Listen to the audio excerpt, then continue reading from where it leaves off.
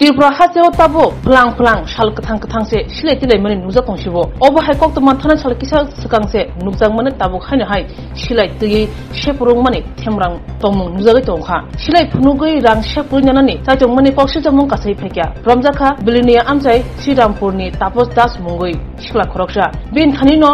silai mangkha police গতকালকে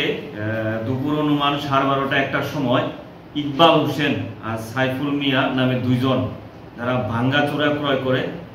তারা একটা অটো গাড়ি নিয়ে শ্রীরামপুরে যায় দক্ষিণ শ্রীরামপুরে ভাঙ্গাচোরা ক্রয় করার জন্য সেখানে তপন দাস নামে একটা লোক তাদেরকে দেখে বলে যে তার বাড়িতে একটা পুরানো বাইক আছে